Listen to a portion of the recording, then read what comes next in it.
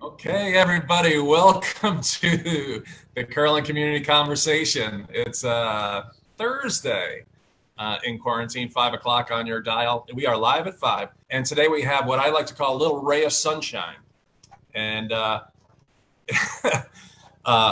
do want to say that if my internet stops, you just keep on talking, Christie Lee, okay? So my little ray of sunshine today is Christie Lee Kinchen. She is a community activist. She is a founding member of Twins and Company Realty. And I say this because we're going to talk about quite a few things. We're going to talk about community activism. We're going to talk about Mental Health Month. And then we're going to finish up with Twins and Realty. But I do have to brag on you for a second, Christie Lee. And that is basically out of 86,000 licensed real estate agents here in Arizona, you guys are top 200. You guys are killing it. So congratulations to you. Hey, welcome to the show, Christie Lee. Thanks for having me. I'm excited to be here. Yeah, it's a pleasure. Hey, so funny story. Let's get into it right away. First of all, if anybody has any questions for my Ray of Sunshine, you can write those into the comment bar on our live feed in Facebook. Andy Gomez, the campaign manager, will then transcribe it into Zoom, and we will get them answered by the magic of the internets. So you and I kind of really met through online activity. But when we saw each other in person, it was kind of a special moment. Would you tell the folks about 2018 when we actually ran into each other? So, funny story how we actually met in person. We were both working the polls on Election Day 2018. And the place that we happened to be, I was at polling places for 11 hours that day. And I started at Yavapai, and then I ended at Messfinger Mortuary. And so we ended up meeting there, which was very strange, but I will remember it forever because it was just so strange. Yeah. Talk about the weirdest polling location on Indian School Road, right at Miller. One of the longest running businesses in our town, basically, is the Messenger Mortuary. Yeah. And they, talk about people that bury the dead. They have survived so long. And so here we are. And the funny thing is that we were both at the end of our days, right? So this was the 2018 election. I was jumping around from different polling locations. I was trying to find the sweet spot. And then all of a sudden I ended up at that one. And the funniest thing is every time you go to a polling location, they're like, don't go within 75 feet of the actual polling location. I'm thinking, you don't have to put a sign out there, baby. I am not going anywhere near those stiffs in there. It was really funny. It was. That was a very interesting day, to say the least. Yeah. So you kind of went full bore, you dove head in to that was actually, I was working on my own campaign. You were working on the 420 campaign. Can you talk a little bit about that, how you got involved? Yeah, so when I was a little kid, our mom worked in real estate, and we moved to North Scottsdale, and she noticed development kind of encroaching our natural areas. And as a hippie and someone that cares a lot, that was also very bright, she knew how to form a land trust. And so there were two signatures that started our preserve, and that's my mom and Jane Rao. And they started a land trust back when I was a kid. I remember having to be hauled to the Mustang Library and eating sugar cubes with my sister while my mom was meeting with all of her pals to figure out a way that we would be able to protect our preserve. And so when I had heard that it was in jeopardy, I kind of came into full force. Okay, so my personal bias is every time I hear food, I kind of click in. I have a little attention deficit problem here, but when I heard sugar cubes, what kind of, I mean, you sound like you come from Scottsdale royalty. You were involved in like the first of two people to sign on to that thing, and she's feeding you sugar cubes. Did you ride in on a horse? No, she wasn't feeding them to me, but we found them on our own, and we were eating them because we found a coffee station. I mean, we're chubby little kids that like to eat a lot. And so, yeah, if you wanted to find us, just look where the sugar is. That's a riot. Yeah, so basically being involved in 420, I mean, that took a massive effort of our community to come together. It wasn't just one person, it was a lot of people. There were probably, I would consider, like 10 to 15 people that were pivotal in organizing it and bringing our community together, spreading the messaging.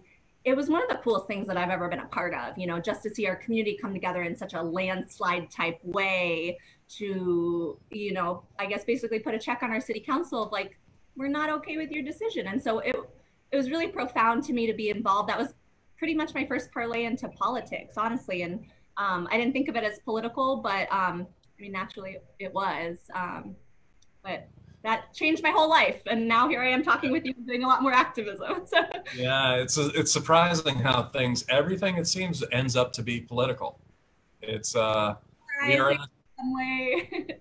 yeah, but then you and I saw each other again at the Capitol. I was actually there talking to people about gun safety with the Moms Demand Action, and you are actually lobbying inside the building. Now, this is big stuff. We are right now we're in Mental Health Month, basically, it's May, right? Yeah. Yeah. And you are a big proponent and advocate for expanding mental health into all sectors of healthcare to remove the stigma. And you were there talking about and getting past Jake's Law. Can you take me kind of through the steps of becoming this type of advocate to actually get legislation passed? Well, it's obviously a very long story of how I ended up working on Jake's Law, but to make a very long Okay, we don't have any time for that, so thank you very much for tuning in. No. Hey, get us your questions, all right? Christie Lee is going to be here for at least 24 minutes. You go ahead and put in your questions about mental health. You put in your question about activism. You put in your question about realty. We'll get them answered. Go ahead. Okay, so I'll start with just how my life story had taken me to get to the point of actually knowing about Jake's Law and working on behalf for it. So I am someone that has had her entire life changed by suicide. I lost my father when I was 18 months old. He took his own life. And then I've struggled myself. I've attempted seriously 4 times, been in comas, literally died, floated above myself. Like I'm lucky to be here. And when I say that, I mean that. And so since I'm so lucky to breathe air, be able to talk to you, be able to share this with our community, I want to spend every second that I have to make the world a safer place. Because I know my struggles, if I even met one person that struggled the way that I did, my life could have been totally different. I am that person for a lot of people, because people lock this up in the closet and it's really scary to talk about, and it's really hard to talk about, you know. And so how I got involved in Jake's Law is I had decided I was going to organize a team to do a suicide walk late last year for the I remember. Yeah, the American Foundation for Suicide Prevention. Over at Talking Stick, right? Yeah, over at Talking Stick, and it was a beautiful day. I had a great team. I made like custom tie-dye shirts that said hope, and we just had a beautiful day. And from there, that was my first real getting involved in suicide prevention. And from there, I got signed up for advocacy emails, and the advocacy emails I received started telling me that there was a Capitol Day coming up. And I was like, ooh, I need to be a part of that. And so to be a part of Capitol Day, I had to go through, I think it was 6 different trainings about the language that I can use, how to talk about suicide to not be triggering, and basically how to behave and interact with our legislators. And so in going through all of that, I went to Capitol Day, and then that's where I met Denise and Ben Denslow. Their son was named Jake, and they unfortunately lost him. And they have spent years of their lives before I even came in the picture. I mean, they're actual angels. They spent years working with all the stakeholders, with insurance companies, with people telling them, this is too big of a problem. You're never going to be able to change it. You're never going to be able to stop teen suicide. And so they are like, you know what? No one tells me no, I'm going for it. And so I heard about Jake's Law before I even met Denise and Ben. And I was actually working with our representatives before even physically meeting them. And so I remember I met with 3 different representatives and senators that day at Capitol Day. And then from there, I was just like, I need to meet Denise and Ben and talk to them and see how I can help. And I consider myself a connector of people. So I've lived in Arizona my whole life. I get to meet very interesting people, and then I find ways that I can kind of connect them all. And if something's important to me, I can usually rally my family and my friends and anyone I know to help me and just make an army. And so what I did, again, same as 420, it took a village. You know, I couldn't even think of all the names of people that have helped, but I mean, just everyone that testified about their own lived experiences to our lawmakers. I mean, 4 different times I personally testified along with some of my friends, and it's really hard to go up there and tell your story, of you stigma and having my claims declined by my health insurance. And so I wanted to fight for other people because I have hundreds of thousands of dollars of medical debt over me from surviving, and that's not okay. And so I want to make sure that we have mental health treated the same as physical health. And now we have that through Jake's Law. So because of the horrible loss of Denise and Ben Denslow and their activism and kind of pulling me in and then pulling all of my friends in, we were able to get every single lawmaker in Arizona, every single one, unanimously to vote yes. And they give us a 24-second standing ovation when they did the final vote, which is the single coolest moment. I won't cry, but the single coolest moment of my life. Like, truly. Well, that's okay. You can cry. And I'll let you cry over this because Julie has just said, Christy, thank you for sharing your story with others instead of shoving it under the rug. It's the only way we change the stigma associated with caring about real mental health challenges. So, here we are. You go ahead and feel your feels. I'm just happy you're here. I mean, because look at all the good you're doing. And I want to kind of go over some statistics here. And first of all, you didn't mention those people, but I want to give kudos to John Kavanaugh and Jay Lawrence because they were part of the group that unanimously passed this. So good on you, fellas. Yes, they were very nice to deal with on this, honestly. Yeah, and that's the way it should be. I think health affects everybody, right? Well, yeah, it's not a partisan issue. The House Speaker, he said something super profound that I'll use for the rest of my life, and it was "Pain knows no party," and I'm like, yes, it's like pain knows no. Yeah, but so I pulled up some statistics in Arizona, and I just want people to understand what a serious issue this is. And the way that this Jake's Law works, it was really because these parents lost their child, and their child had attempted suicide 2 different times, was put into treatment, and was released before treatment was really effective because they didn't have the money and the insurance didn't pick it up. The doctors knew, the parents knew, and he was successful in completing his suicide a couple of months later. So they turned that into a lot of work, like you said. And part of that is that childhood suicides increased by 32% since 2016. We have basically, of all suicides, 68% of them, 68% of the people that completed suicide happened with children between 15 and 17. And part of this law, can you talk a little bit about some of the components that really affect kids and might be a lifeline for some of these children?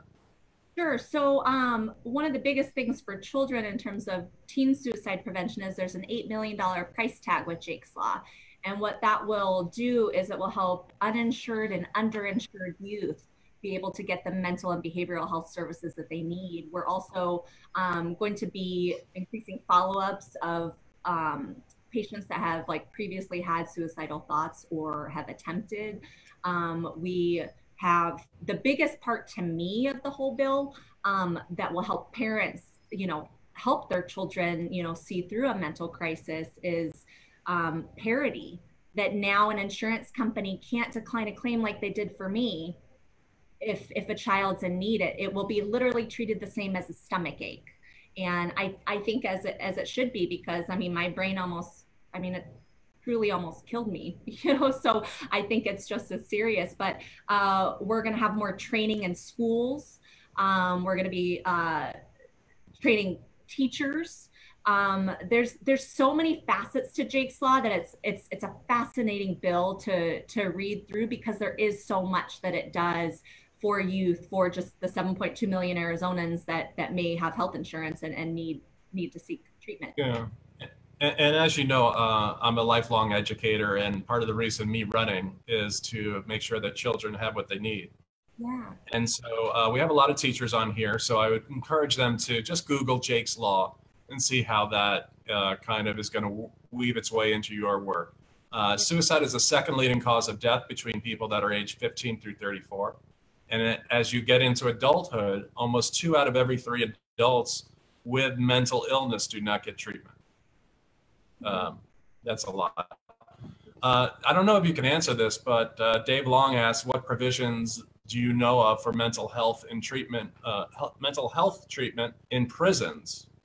Are you familiar with it all? Because You know what? I mean, Jake's Law was a really important piece of legislation because it opened up the door for us to do more. It's a good start, but it doesn't do everything. And so I'm not aware of anything revolving around incarceration and mental illness, but I can try to research and report back if I can get a contact. well, that's okay. So what I'm going to say to Dave is tune in tomorrow because we're going to have Letitia Hua, and I'm sure I pronounced her name incorrectly, but she did a lot of work with women in prisons in Perryville. And I bet she has a lot of information. She works for, I think the organization's called Arizona Ready. She is a lawyer. She is a former Miss Maricopa County. I mean, she used her platform to push for prison reform and everything. So Dave, we'll ask that tomorrow. Tune in then. Let's continue on with your advocacy, okay? So we met early on when we were outside the mortuary. We then dealt with suicide and gun violence over at the Capitol. Now we're talking about saving lives in COVID. So what do you got back there behind you? Because that was the last time we worked together. Yeah. So again, just part of my story of my life story and having the opportunity to still be able to breathe air and help people. I believe very strongly in spreading kindness. And I think that's how you build communities and you build strength. And it's like, it's kind of like, hard to articulate, but I saw a need and I knew that I worked really hard and I earned a good income and I was just getting felt so heavy that I couldn't do anything of that. I see people like, I can't afford groceries. I just lost my job. Like I can't find toilet paper. I can't find diapers. I can't find wipes. And I just started thinking, and then I was talking with Alyssa Robus and a couple other friends, my friends Liz and Nadine, and we started thinking about what could we do for our community. And that's when I think I reached out to you to be like, hey, maybe you could help me try to figure out permitting or a place I could have this. And if you could start spreading the message. Happy to. Yeah, this was early March before everything really hit the fan. This was actually the date we did it was on March 14th. That was before social distancing was a word. That was before masks. And so what I did is I spent about $5,000 of my own money to give out things to our community. But it again took a team. It wasn't just me. This is all of my friends helping, including yourself. Pull up your little sign over there. Go grab that and put it in front of the camera for a second. This is one of the things that you work the community. You got these signs made up from one of your partners. And there were a lot of people that chipped in. You put in a yeoman's amount of money from your own pocket. And so we had a pop-up over in Chaparral Park. We almost got busted by the federales. Remember? The guy came up on his golf cart. I'm like, no, I have a permit, I swear. No. So it turned out to be, there was a guy I used to know from my time teaching. He was a physical education teacher at Anasazi. He's like, oh, Eric Curlin. All right, you guys go ahead and do your thing. But next time out, you're supposed to get a permit. That's right. You do it, you ask for forgiveness later.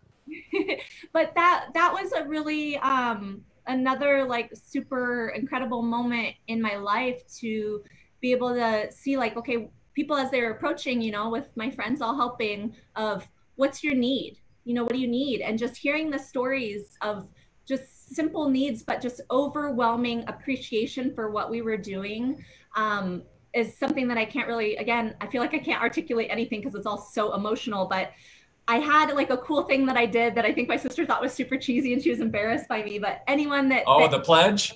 Yes, the pledge. The pledge. Go ahead. You know what? Go ahead and put your hand up right to the camera, and everybody who's watching at home, you go ahead and take this pledge. Go ahead. So I wanted everyone that I was going to be helping to spread the kindness. And so I said, please raise your hand. And then some of them looked at me like, why is she having me raise my hand? But I said, please repeat after me. And then they're like, okay, what is she going to have me say? And then I said, I agree to pay it forward at some point in my life. And everyone agreed. And they're like, no, I definitely will, or I'll pay it forward when on my way home. And to me, that was such a beautiful thing. It wasn't even about the money that was spent in the toilet paper and the wipes and the diapers and dog food. It wasn't about that. It's just our community and kindness. And at the end of the day, if we all look out for each other, we're going to have a much more civil, beautiful place that we're going to live in. Yeah, and you and I have actually continued to communicate. I feel very much like you do. I was honored to be a part of it. But you know, we have some bad behavior out there. We have better behavior actually since the coronavirus came about. People are actually reaching out to their neighbors. They're covering each other. It was so wonderful when you had the citrus one where people were coming up and they're like, "Can I take some for my neighbor?" You're like, "Sure." You know, people looking after people. So you and I have talked about how we can actually be a little bit kinder, especially in my election. If we can just stick to the issues and not denigrate people, we can set an example that our kids can be proud of, and we can get a new way forward. So I look forward to working with you on that in the future. But we only have about 10 minutes left, so let's get to your business. Oh my gosh, I have so much to say. In 10 minutes, I'm going to try to whittle it down because I could talk for a year straight about COVID and the real estate market. So let me just lay into it. Well, let me just put out there that the name of your company is Twins and Company, and it comes from the fact that you and your twin sister run this whole shebang. And like I said, from 86,000 licensed real estate agents here in Arizona, you're in the top 200. You're in the top 0.5%. And I get a sense of why that is, just by your honesty, how you put your authentic self forward, and you are tenacious as a bulldog. When you're chewing on an issue, you won't stop until it's done, and you are an advocate for your causes, and your clients are your causes. So tell us a little bit about Twins and Company Realty. So we are fourth generation realtors in our family. And I've actually been working in real estate since I was 16 years old, even though I went to college and had other jobs. I started apprenticing under our mom when I was only 16. I got licensed when I was at U of A. I was in real estate school and also U of A at the same time. And I decided I was going to drop out. So I'm a college dropout. Sorry, Mom.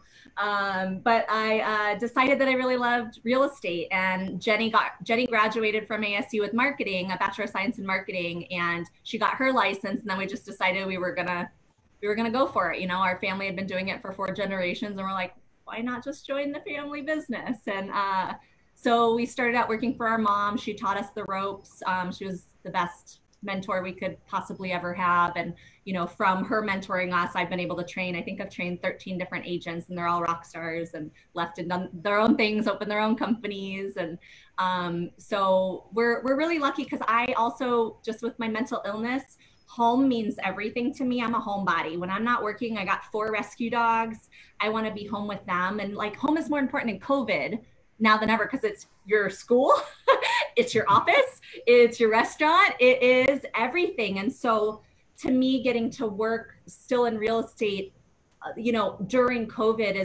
is a really interesting experience because home does mean so much more than it ever has. You know, like it meant something, but it's different now. How has business changed? All right. So we were kind of climbing up. We had a pretty strong economy in the sense that the rich were really making a lot of money. So I think there were some rather large sales being made. But, you know, how's that work now with social distancing and showing houses and people losing jobs? Well, I mean, all of that is factoring into our market. And I mean, it was spooky there for a minute because we saw right when it first hit and the governor said, you know, okay, everyone stay safe at home. We saw a lot of properties come off the market.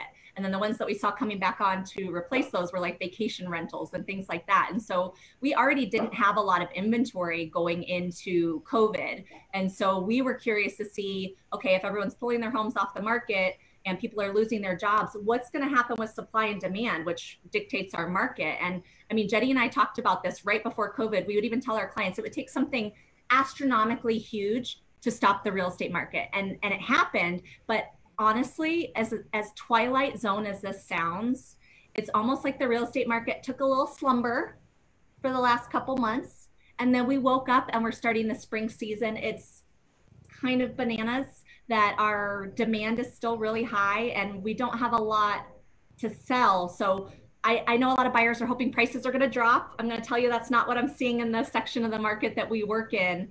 I think people think because there is so much job loss and, you know, just the economy is, you know, is in danger that they think that that's going to translate to the real estate market. And honestly, the two aren't related. Where are the hot spots just in our little district? Can you tell me, like, maybe by zip code or what level of price for kind of houses? That's a great question, because what we've been noticing, and I mean, I'm studying stats daily. We subscribe to a subscription called Cromford Report, and they have great analogies we can use and kind of regurgitate all this information to our clients in a way that they can make their best decisions. But what did you literally just ask me? I'm sorry. Well, I mean, The hot spots? Is that what you said? yeah, the hot spots. I mean, basically, I think what's helping the market is the fact that once again, mortgages are historically low. Money is very cheap. Yeah, and a lot of times in the valley, you can purchase a property for less than you can rent, because rents are pretty high, because there's all sorts of phenomenons going on. I know we don't have time today, but just about vacation rentals pulled so much of our rentals that we need out of the market. So then what's left raised its prices because there was a lot of demand and little supply. So I think, to answer your question, I think the smaller, more affordable homes are the ones that are still flying off the shelves. Multiple offers are still happening. And I know that sounds crazy, but it is still happening. So I would say under like 600,000 in most areas of the valley is still moving pretty fast if it's priced appropriately and it's, you know, not in terrible shape. I think the luxury market always, whenever there's any sort of economic instability, I think we start to see building up inventory there. You know, a lot of people that can afford those homes need significant income and assets, and maybe tied to oil or the stock market or something else that's a little bit more volatile. So yeah, it's going to be interesting. And I'm really wanting to see what happens towards the end of the summer, as like people are still getting forbearance, or maybe they're not paying their rent, to see what landlords do from there. So I think for buyers, I say proceed with a little bit of caution, even though we have really great rates. We haven't really seen the full effect of COVID, but if you're a seller, there's not a whole lot of inventory. And so your house would be really well received right now if you've got a place to sell. Okay. So part of the way you got your name of your company, the Twin and Company Realty, is that you have a twin. And we like to have a little fun here on the show, on the Curlin Community Connection. So we're going to ask you some questions in a game we're going to call Twin Really? So we're going to ask you, how well do you know your twin, Jenny? I asked her some questions just 2 hours ago. Are you okay?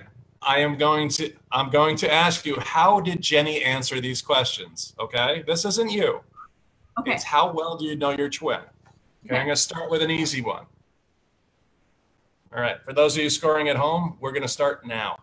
Would you rather, I asked Jenny, would you rather not brush your hair ever or your teeth ever? Which of those would you rather not brush? Her hair. Her hair, rest. Put one on the board. Another one I would say is a little bit on the easy side. We asked Jenny, would you rather go to sleep wearing handcuffs or a bike helmet? Bike helmet. Correct. 2 in a row. Pitching a shutout. Okay, we're going to get into my favorite category, food. Jenny, are you a cake or a pie person? Cake. Boom, 3 in a row. Put it on the board. That's a turkey. Okay, speaking more, what one food item could Jenny never bring herself to eat? Ooh. Steak, like beef, meat. I'm sorry. The actual answer was fish. We would have accepted any kind of fish too. And that's just like you. Okay. Jenny, in the vegetable category, what's Jenny's favorite vegetable? Yeah, she had a hard time with this one too. Oh, good. Kale, I don't know. Very close. Same consonant to begin with. Carrot. Jenny, carrot. Really, we're gonna have to talk. Okay, how about favorite fruit? Jenny's favorite fruit. Apple? So close. Pineapple. We'll give you half a point for that one because you had the apple part. Okay. Hey, Jenny's going to go on a vacation. Is it going to be to the mountains or the beach? Jenny doesn't go on vacation. but she's going on a vacation. Is it going to be the mountains or the beach? Beach. You are correct, ma'am. Okay. What's Jenny's favorite movie? Home Alone. You are right. Very good. Okay, favorite musical group? Oh God. Favorite musical group. The Beatles? The Beatles. Very. Oh my gosh, you really are twins. Okay. So This is the last question I'm going to ask you. She had a tough time with it. Jenny's toilet paper, over or under? over? Yeah, no, it's under. Really? I could never understand it either. Anybody who doesn't put the toilet paper roll over really has an issue. They don't mind wasting a whole bunch of TP. And right now during COVID, we can't be wasting TP. Consider it. Okay. Lots of love to my ray of sunshine here in today's show, Christie Lee Kinchen. Look up Jake's Law if you're at home, and try to look up Twins and Company Realty. If you have any questions, contact her, Old Time Scottsdale. And tomorrow on the program at 5 o'clock, I alluded to this earlier, we have Letitia Hua, who is a member of the American Asian Pacific Islander. What do they call that? I don't know. It's some kind of the Democratic Caucus or something. Anyway, she's going to talk a little bit about that. She's got an interesting story. Born in France, came over here, was Miss Maricopa County, went through law school, studied in Scotland, came back, and is now doing like prison reform and stuff. It's just crazy. Amazing. She is a woman to really admire, and I think she's like under 30 years old. Crazy. Anyway, Christie Lee Kinchen, we usually dance our way off of here, and nobody ever dances. So could you give us a little dance off while we go? Yeah, oh, she's getting up. She's getting up. All right. To do like a chair dance, like yeah. All right, everybody. See you tomorrow at 5.